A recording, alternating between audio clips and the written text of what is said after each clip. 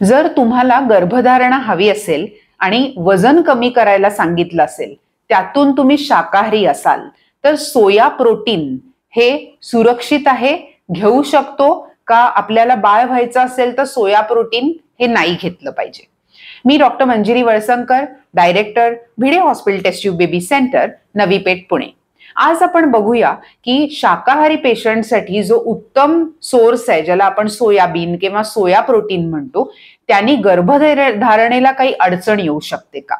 आता बऱ्याच पेशंटमध्ये आम्ही बघतो की पीसीओडी किंवा स्थूलता खूप जास्त असते आणि अशा पेशंटमध्ये जर गर्भधारणेची कार्यक्षमता कमी असेल तर आपण वजन कमी केल्याशिवाय कुठल्याही प्रकारचं टेस्ट ट्यूब बेबी सुरू करत नाही. आता अशा पेशंटमध्ये जर पेशंट शाकाहारी असेल, जे की भारतामध्ये साधारण 60 ते 70% पेशंट अजूनही शाकाहारी आहेत, अशा पेशंटमध्ये सोयाबीन हा सगळ्यात महत्वाचा घटक डायटिशियन जनरली सुचवतात. आता सोयाबीन हे गर्भधारणेसाठी उत्तम आहे का नाही, याबद्दल आजचा खास व्हिडिओ तुमच्यासाठी बनवला आहे. सोयाबीन मध्ये फायटो इस्ट्रोजन म्हणजे आपल्याला साधारण प्लांट बेस्ड प्रोटीन जर आपण बघितले तर त्यामध्ये फायटो इस्ट्रोजन नावाचा घटक असतो, ज्यामुळे जे आपले स्वतःचे ब्रेन मधनं रिलीज होणारे FSHLH नावाचे हॉर्मोन्स असतात, ज्यामुळे गर्भधारणा घडते, हे हॉर्मोन कमी होऊ शकतात.